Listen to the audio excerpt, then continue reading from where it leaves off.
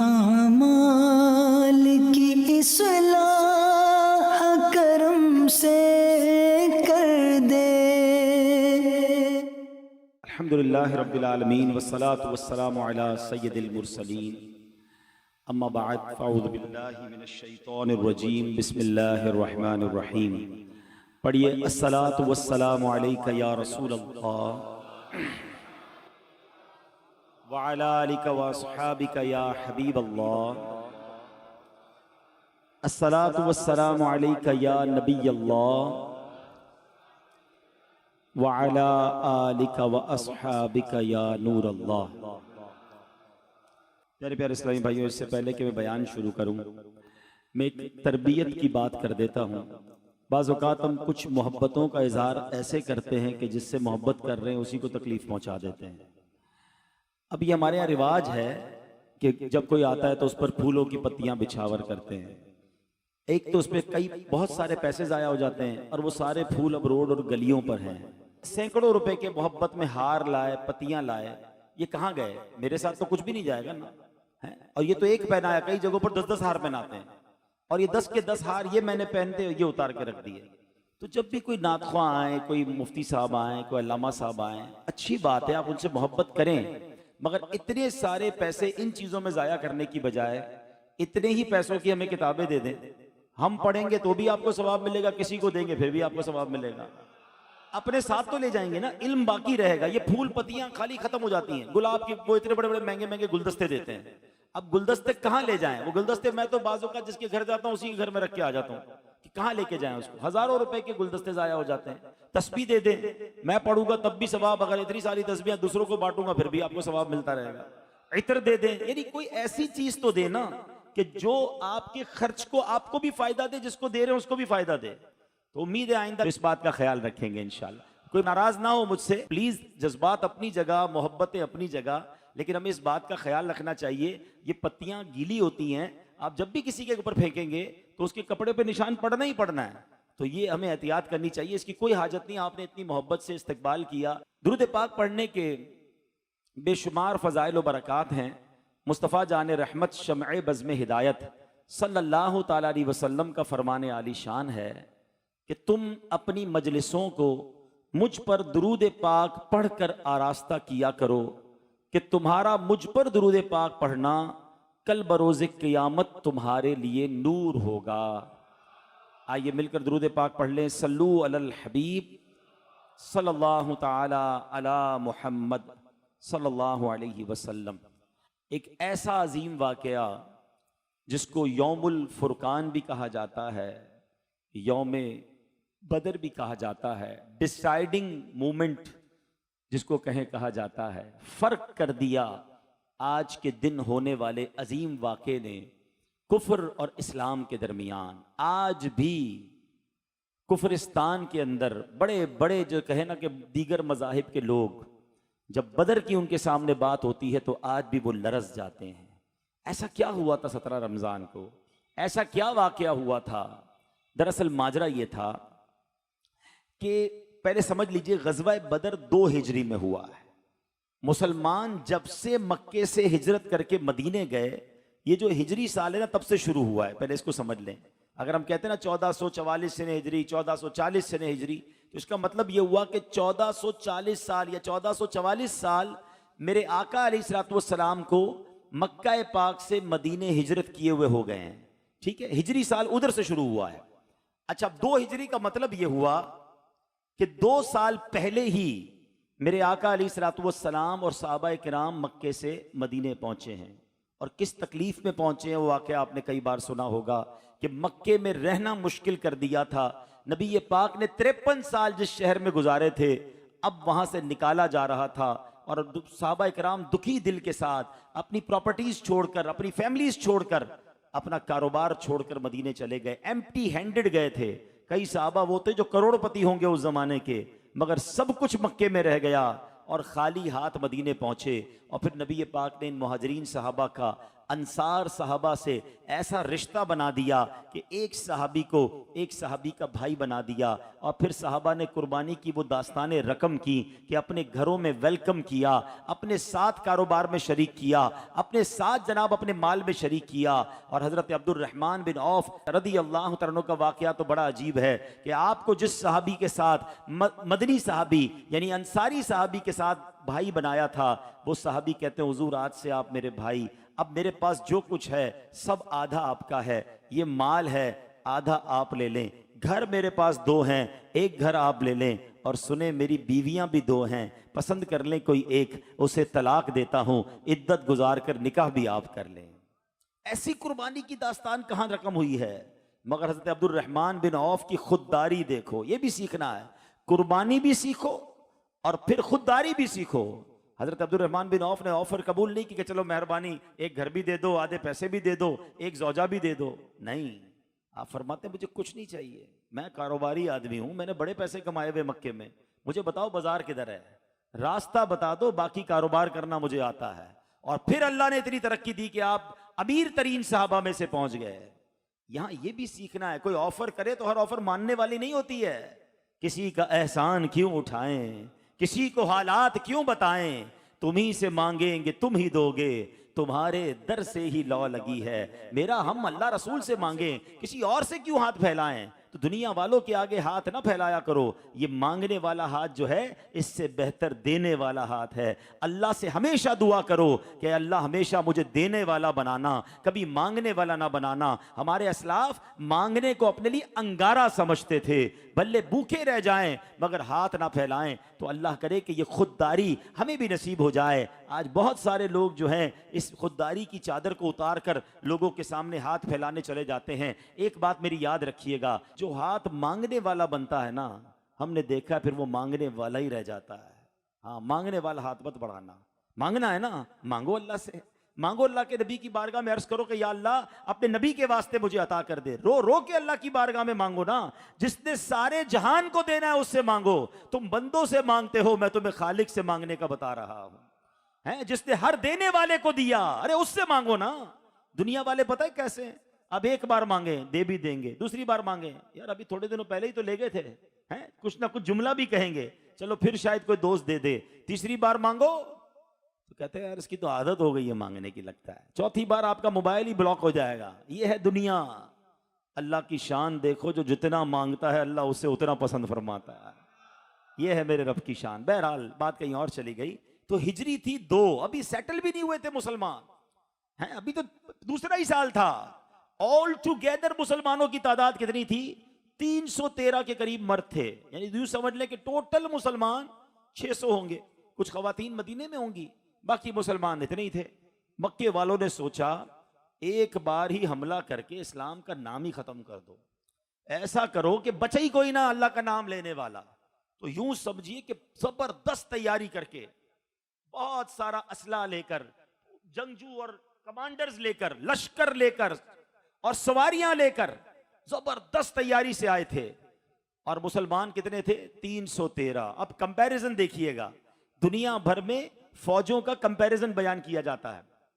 Comparison یہ تھا کہ مسلمانوں کے افراد تھے 313، ٹھیک ہے، ایک اس میں گھوڑا تھا، 70 یا 80 اونٹ تھے، کمانیں جو تھی نا وہ بھی ٹوٹی ہوئی تھی، شکستہ تھی، ٹوٹے پھوٹے نیزے تھے، پرانی تلواریں تھیں، یعنی سامان ہی نہیں تھا لڑنے کا۔ سامنے کفار کتنے؟ 950، 100 برق رفتار گھوڑے اور 100 ان کے پاس زرہ پوش بلٹ پروف جیکٹس تھیں، 600 اعلیٰ نسل کے اونٹ تھے، کھانے پینے کے اتنے ذخیرے اور انبار تھے کہ روز 9 10 اونٹ ذبح کر کے اس کے کھانے پکتے تھے، اس کے جناب لنگر بٹتے تھے، پھر ناچ گانے ہوتے تھے، ساری رات وہ شراب پیتے تھے اور اپنے لشکر کو کہتے تھے کہ آج مسلمانوں کو صفائے ہستی سے مٹا دینا ہے، آج چانس ہے، نبی پاک بھی ہیں، سارے صحابہ بھی ہیں، آج ان کو مٹا دو، پھر کوئی اللہ کا نام لینے والا نہیں بچے گا۔ مگر انہیں معلوم نہیں تھا یہ کن جذبے والوں سے لڑائی تھی، یہ کون سی قوم ان کے سامنے تھی۔ وہ شاعر لکھتا ہے نا، تھے ان کے پاس 2 گھوڑے 6 زرہیں 8 شمشیریں، تھے ان کے پاس 2 گھوڑے 6 زرہیں 8 شمشیریں، پلٹنے آئے تھے یہ لوگ دنیا بھر کی تقدیریں، نہ تیغ و تیر پر تکیا، نہ خنجر پر نہ بھالے پر، بھروسہ تھا خدائے پاک اور لولاک والے پر۔ یہ لشکر ساری دنیا سے انوکھا تھا، نرالا تھا کہ اس لشکر کا افسر مصطفیٰ لولاک والا تھا۔ اب ہوا کیا، مسلمان جب وہاں بدر کے میدان میں پہنچے تو اب مسلمانوں والی جو سائٹ تھی نا، اس سائٹ پر ریتیلی زمین تھی اور سامنے بالکل کلیئر زمین، ادھر پانی بھی نہیں ادھر پانی بھی تھے۔ کافروں نے جا کر پہلی کنویں بھی قبضے کر لیے، ان کے گھوڑے وغیرہ بھی صحیح جگہ باندھ دیے، اور مسلمانوں کے پاس گھوڑے بھی کھڑے نہیں ہو پا رہے، ریتیلی زمین ہے، پانی بھی نہیں ہے۔ صحابہ نے کہا حضور یہ ہم کہاں آ گئے، یہ ہماری جو بائفرکیشن ہے، ہماری جو تقسیم ہے زمین کی، یہ بھی ٹھیک نہیں ہے، ہم کیسے یہاں لڑیں گے، یہاں پانی بھی نہیں، یہاں بیٹھنے کی جگہ بھی نہیں ہے۔ اللہ اکبر۔ اب جو غیبی مدد آئی نا، ہاں یہ سننے والی بات ہے، بدر سے پہلے کیا کیا ہوا، ایسی غیبی امداد آئیں۔ اصل میں ہوا یہ کہ بدر کی رات پیارے آقا علیہ الصلوۃ والسلام نے جو دعا کی نا، اس کی لشکر، اس کی جو یوں سمجھیے کہ منظر کشی علماء نے کی ہے کہ آپ صلی اللہ تعالی علیہ وسلم نے 17 رمضان، یہ جمعے کا دن بھی تھا، ٹھیک ہے، جمعرات کی رات جو تھی نا، تمام رات فوجیں تو سو رہی تھی، پیارے آقا نے ہاتھ اٹھا کر جس طرح دعائیں کی، اور پیارے آقا ساری رات دعا کرتے رہے اور اتنی گریہ بازاری کی، وہ تاریخی الفاظ نبی پاک علیہ الصلوۃ والسلام نے ادا کیے تھے کہ اے اللہ اگر آج یہ لوگ مارے گئے تو پھر دنیا میں تیرا نام لینے والا کوئی نہیں بچے گا۔ اے اللہ آج تو نے اپنے دین کو بچانا ہے، اے رب کریم غیبی مدد کرنی ہے۔ نبی پاک دعا فرما رہے ہیں، میرے آقا کی مبارک چادر کاندھوں سے نیچے تشریف لے آتی ہے، سیدنا ابوبکر صدیق آتے ہیں اور آقا کی چادر اڑاتے ہیں اور پیچھے سے لپٹ جاتے ہیں، کہا حضور اب بس کیجئے، اللہ اپنا وعدہ پورا فرمائے گا، آپ کی دعا ضرور قبول ہوگی۔ اب سنو، جب صبح ہوتی ہے تو کیا زبردست غیبی امداد شروع ہو جاتی ہے۔ اب پہلے جنگ سے پہلے بارش ہوتی ہے، اور یہ بارش نے پانسا ہی پلٹ دیا۔ اب جو ریتیلی زمین تھی نا، وہ ہو گئی سالڈ زمین، پانی پڑ جائے تو وہ نارمل ہو گئی، اور انہوں نے پاٹس بنا لیے، صحابہ کرام نے پانی بھی بھر لیا تو یہاں کنویں بھی ہو گئے۔ ان کی زمین جو کلیئر تھی، وہ سافٹ زمین تھی، اب وہ چکنی ہو گئی کیونکہ وہاں بارش پڑ چکی تھی، اب ان کو ٹھہرنا مشکل، اور مسلمانوں کی زمین والی سائڈ نارمل ہو گئی۔ اب ایک اور کمال یہ ہوا، آج سائنٹیفکلی ایڈیٹڈ کا دور ہے، اب امیجنیشنز کا دور ہے۔ ہم دیکھتے ہیں کہ آپ اتنے بڑی مسجد کے اجتماع کو کوئی ایڈٹ کر کے اتنا سا کر دے، یا اتنے سے لوگ ہوں اس کو ایڈٹ کر کے بہت بڑا کر دے۔ سائنس نے آج یہ کیا، اس دن یہ ہوا، اللہ نے مدد یہ کی کہ مسلمانوں کو جو اتنے سارے 3 گنا کافر تھے نا، وہ تھوڑے نظر آ رہے تھے۔ اب بدبئی سامنے تھوڑے ہوں، آپ 100 آدمی ہوں سامنے 20 ہوں، آپ تو بولے نا اب تو خیر ہی نہیں، اب تو چھوڑیں گے ہی نہیں، اب یہ تھے 313، ان کو یہ سامنے والے اللہ نے تھوڑے دکھائے۔ یہ اللہ کی شان دیکھیں قدرتی، اور ان کو اب وہ 950 تھے، مسلمان 313 تھے، ان کو مسلمانوں کا لشکر بہت بڑا نظر آنے لگ گیا، ادھر خوف طاری ہو گیا، ادھر حوصلہ بڑھ گیا۔ اچھا پھر ایک اور کام یہ ہوا، یہ سب باتیں قرآن میں موجود ہیں۔ اچھا اب ایک اور کام یہ ہوا، کبھی بھی پاسبل ہی نہیں ہے، کبھی جنگ کے موقع پہ کسی کو نیند آتی ہے؟ آج کل دنیا میں ایک بڑی فینومینا چلتا ہے، کبھی اس کی ٹرائی بھی کیا کرو، الحمدللہ میری تو عادت ہے، پاور نیپ جس کو کہتے ہیں۔ پاور نیپ کیا ہے؟ چھوٹی سی نیند، ہاں آدھے گھنٹے کی، 20 منٹ کی، اگر آپ نیند کرنے کے عادی ہو جائیں نا کسی بڑے کام سے پہلے، کہیں آپ نے پروگرام میں جانا ہے، اجتماع میں جانا ہے، جیسے ماشاءاللہ کئی لوگ ہیں تراویح سے پہلے 15-20 منٹ کی ہماری میمنی میں کہتے چھپکی لے لیتے ہیں تو سیٹ ہو جاتے ہیں، وہ دوبارہ فریش ہو جاتے ہیں۔ یہ اللہ کی طرف سے ایک ایسا تحفہ ہے کہ اگر آپ کو اس کی پریکٹس ہو جائے تو اس چھوٹی سی نیند سے آپ عبادت کے لیے یا کسی بڑے کام کے لیے دوبارہ ریڈی ہو جاتے ہیں۔ چلو یہ نماز کے لیے تو پاسبل ہے، بیان کے لیے پاسبل ہے، لیکن سامنے دشمن کھڑا ہو تو یہ تو ممکن ہی نہیں ہے نا۔ دشمن تو دور کی بات ہے، ہماری صبح فلائٹ اور رات نیند نہیں آتی ہے، یا تو خوشی میں ہی نیند نہیں آتی، کئی بار سوچتے ساری رات سوؤں گا تاکہ جہاز میں آسانی رہے، اس رات نیند ہی نہیں آتی کیونکہ یار دماغ میں سوار ہوتا ہے صبح جانا ہے۔ لیکن یہاں لشکر سامنے کھڑا ہے، ہاتھ میں تلواریں ہیں، اتنے سارے گھوڑے ہیں، اور اللہ کریم نے تمام مسلمانوں پر نیند طاری کر دی، سارا لشکر سو گیا فار فیو منٹس، چند سیکنڈز کے لیے ہوا یہ۔ لیکن کتابوں میں مفسرین نے لکھا جب آنکھیں کھلیں تو سارے تازہ دم ہو چکے تھے۔ Everybody now ready to fight. सारे जंग के लिए तैयार थे. वो थके हुए, ये फ्रेश हो गए. इनको कम नजर आ रहे हैं, उनको ज्यादा नजर आ रहे हैं. बारिश ने जमीन मजबूत कर दी. और सुभान अल्लाह, जज्बे का आलम कैसा था. इश्क रसूल की इस गज़वे में दास्तानें कैसी थी. मेरे आका अलैहिस्सलाम जो हैं, अब जंग की तैयारी हो रही है. आपने सफ़े दुरुस्त फरमाई. जब सफ़े दुरुस्त फरमाई तो हज़रत सवाद अंसारी रदी अल्लाह तआला अन्हु का मुबारक पेट जो है थोड़ा सा सबसे आगे निकला हुआ था. नबी पाक ने उनके पेट पर अपनी छड़ी लगाई और कहा, ऐ सवाद सीधे खड़े हो जाओ ताकि सब सीधी हो जाए. अब हजरत सवाद ने, गज़वे का मौका है, इतना ज़बरदस्त इत्तिहाद और इत्तिफाक चल रहा है. आपने कहा, हुजूर आपने मेरे पेट पर छड़ी लगाई है, मुझे इसका बदला लेना है. सारे सहाबा हैरान हैं कि ये क्या बात कर रहे हो नबी पाक से. मगर कौनैन के वाली की आजिज़ी देखें. नबी पाक अलैहिस्सलाम ने कहा, ऐ सवाद मेरा पेट हाजिर है, छड़ी उठाओ और अपना बदला ले लो.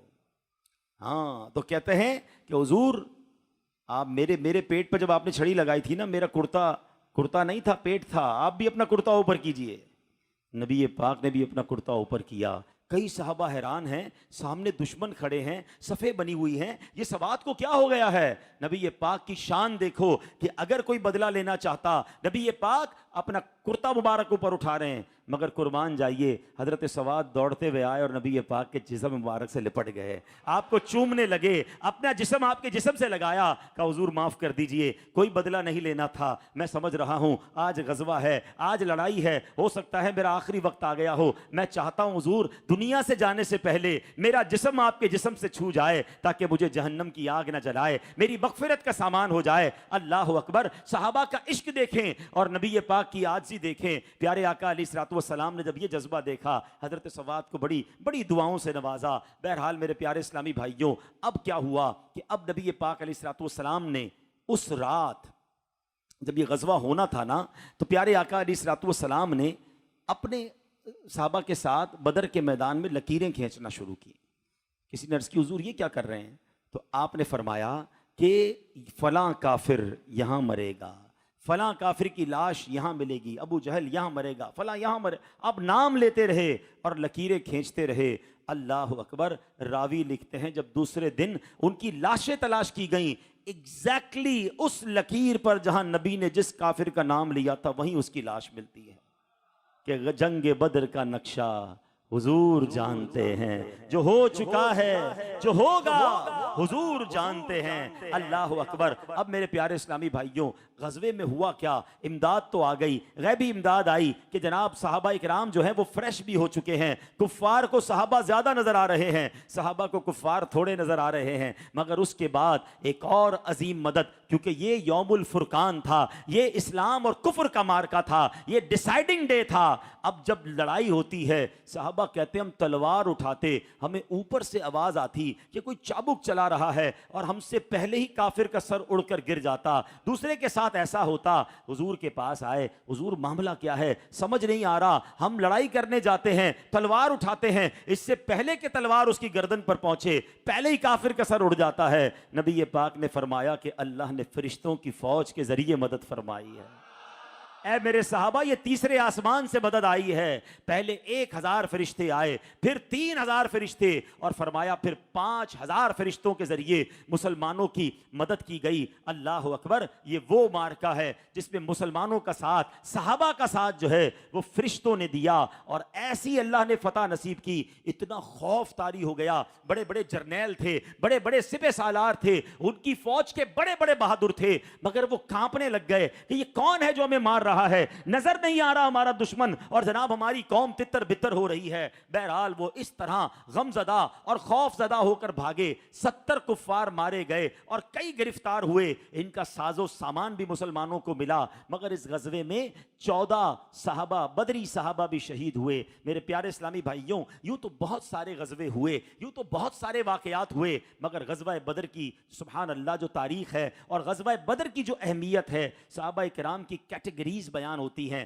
صحابہ کرام کے مرتبے بیان ہوتے ہیں. عشرہ مبشرہ کے بارے میں آپ نے سنا ہوگا, سب سے افضل خلفائے راشدین ہیں, پھر عشرہ مبشرہ ہیں, مگر اس کے بعد جو نام آتا ہے وہ بدری صحابہ کا نام آتا ہے کہ جو یہ 313 صحابہ ہیں, ان کا مقام بہت بڑا ہے. سبحان اللہ. نبی پاک نے اس کے بعد فرمایا کہ بدر میں جو لوگ موجود تھے, حدیث کا خلاصہ ہے, اب یہ جو چاہیں کریں اللہ ان سے مواخذہ نہیں فرمائے گا. یعنی ان کو جنت کی بشارت عطا فرمائی. اور ان کا مقام یہ تھا کہ جب بدری صحابہ میں سے کوئی صحابی صحابہ کے درمیان ہوتے اور کسی بات میں مشورہ کرنا ہوتا تو صحابہ کہتے یہ بدری صحابی موجود ہیں, ان سے مشورہ کرو, ان سے پوچھو, جو یہ جواب دیں گے ہم اس پر عمل کریں گے, ان کی برکتیں لوٹو. تو یہ صحابہ میں ایک الگ مقام بدری صحابہ کو ملا. اور سنیے, صرف صحابہ کو نہیں, علماء کہتے ہیں اللہ کے اربوں خربوں فرشتے ہیں, مگر جن 5000 کے قریب فرشتوں نے بدر کے میدان میں نبی پاک اور کی خدمت کی, صحابہ کی مدد کی, اللہ کریم نے ان 5000 فرشتوں کو بھی اسپیشل مقام عطا فرمایا ہے.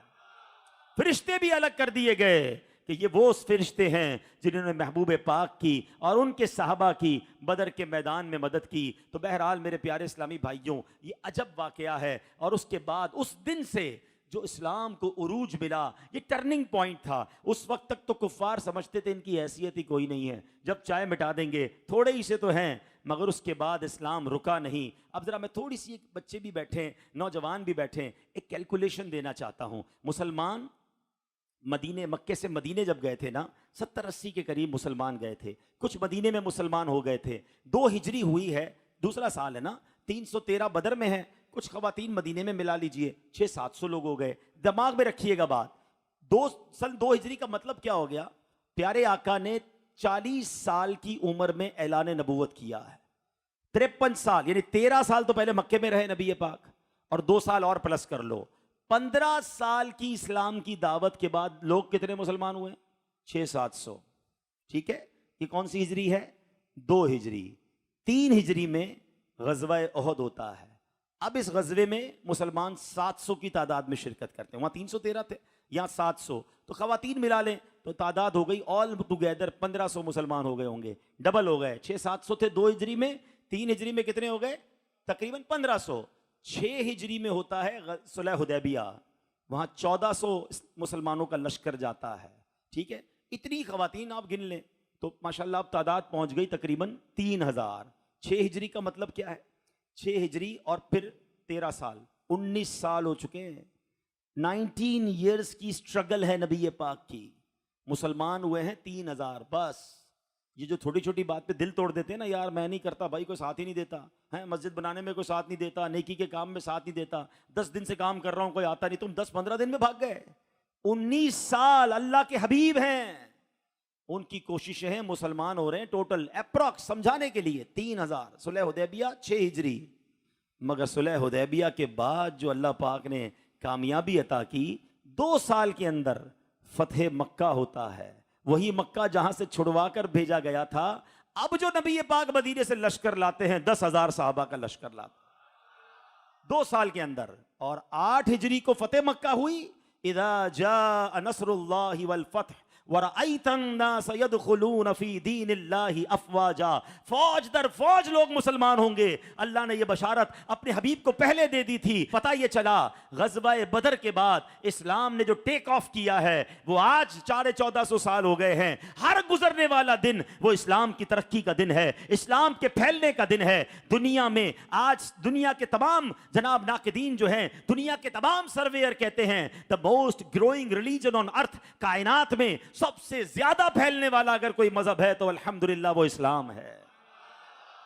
وہ بدر کے صحابہ کا فیضان ہے. خدا کی قسم یہ ان کی قربانی تھی, ان 313 لوگوں کی, جو یہ سوچ کر گئے تھے کہ آج اگر ہم چلے گئے تو آخری ہوں گے. مگر اللہ کے حبیب پر بھروسہ تھا. اللہ کے حبیب کی زبانی رب پر بھروسے کی باتیں سنی تھی, اللہ پر بھروسہ تھا, اپنا سب کچھ قربان کرنے گئے. مگر اللہ نے کیسی لاج رکھی کہ فرشتوں کے ذریعے ان کی مدد فرمائی اور اس کے بعد اسلام کو عروج ملا. اس لیے ہم بدر کی بات بار بار نہیں کرتے. ارے جناب, بدر والوں نے جو قربانی دی ہے وہ مثال ہی دوسری ہے. انہوں نے اتنی بڑی قربانی دی, انہیں نظر آ رہا تھا کہ 3 گنا فوج سامنے ہے, مگر جب نبی پاک نے کہا تو انہوں نے لبیک کہا. اور جا کے کھڑے ہو گئے بدر کے میدان میں. اللہ ان بدری صحابہ کے مزارات پر کروڑوں رحمتوں کی بارش نازل فرمائے اور ان کے صدقے ہمیں بھی اسلام کی خاطر قربانی دینے کی توفیق عطا فرمائے. بہت سارے واقعات ہیں. میرے آقا علیہ الصلوۃ والسلام نے جب یہ بدر میں کفار جو تھے ان کو جب یہ قتل ہو گئے تو ان کو ایک گھڑے میں ڈال دیا گیا,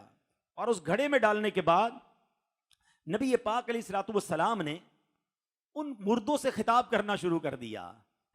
نبی پاک نے ان کا نام لیا, اے عتبہ بن ربیعہ, اے شیبہ بن ربیعہ, اے فلاں بن فلاں, کیا تم لوگوں کو اپنے رب کا وعدہ سچا پایا تم نے؟ ہم نے اپنے رب کے وعدے کو بالکل ٹھیک اور سچا پایا. نبی پاک کو ان لوگوں نے بڑی تکلیف دی تھی اور آج یہ سارے لاشیں میرے آقا کے سامنے پڑے تھے. مگر حضرت عمر فاروق نے جب یہ دیکھا کہ نبی پاک ان مردوں سے بات کر رہے ہیں, کیا کمال کا سوال کر لیا, ہمارا تو مسئلہ ہی حل کر دیا حضرت عمر فاروق نے. ٹھیک ہے, اب یہ ذرا میں ریفرنس بھی سن لو, یہ حدیث بخاری شریف میں موجود ہے. ٹھیک ہے, حدیث کی سب سے مستند کتاب میں موجود ہے. حضرت عمر کہتے ہیں یا رسول اللہ, آپ مردوں سے باتیں کر رہے ہیں, آپ مردوں سے خطاب کر رہے ہیں, یہ لوگ تو چلے گئے. اللہ کے حبیب علیہ الصلوۃ والسلام نے کیا جواب دیا؟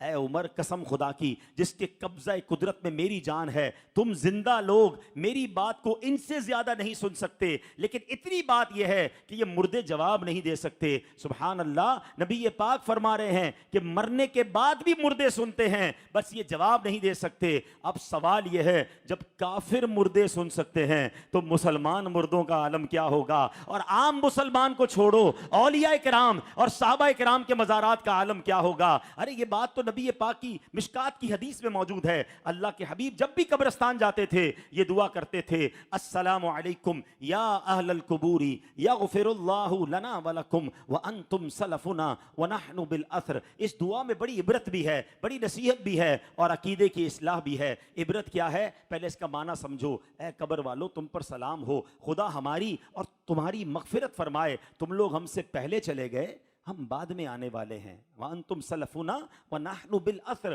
ہم پیچھے آنے والے ہیں. قبرستان جا کر جب یہ دعا پڑھو تو یہ خیال بھی دل میں لایا کرو, آج جس قبر کے پاس کھڑے ہو کر دعا کر رہا ہوں کل میری باری ہے. عبرت حاصل کیا کرو. لیکن السلام علیکم یا اہل القبور, اے قبر والوں تمہیں سلام ہو, سلامتی ہو. اب یہ تو سنت ہے قبرستان جا کے دعا کرنا. ہم میوہ شاہ جا کر دعا کریں, طارق روڈ کے قبرستان میں جا کے دعا کریں. سارے ہی اولیاء کرام تو نہیں ہے نا, گناہ گار بھی ہیں, عام مسلمان بھی ہیں, اولیاء بھی ہوں گے. تو جب کسی گناہ گار مسلمان کو یا اہل القبور کہنا جائز, بلکہ حدیث سے ثابت, تو اگر کوئی یا رسول اللہ کہے, یا غوث اعظم کہے, یا داتا گج بخش ہے, تو کیوں کسی کو پرابلم ہوتی ہے؟ ارے یہ تو بالکل سیدھی سیدھی بات ہے کہ دنیا سے جانے کے بعد بھی کسی کو یا کہنے میں کوئی حرج نہیں ہے. تو معاملہ کچھ اور ہے, ان کو تکلیف کچھ اور ہے. بہرحال میں نے آج آپ کے سامنے بدر کے واقعے سے یہ بات ثابت کی کہ میرے آقا نے بخاری شریف کی حدیث آپ کو سنائی کہ ان بدر کے گھڑے میں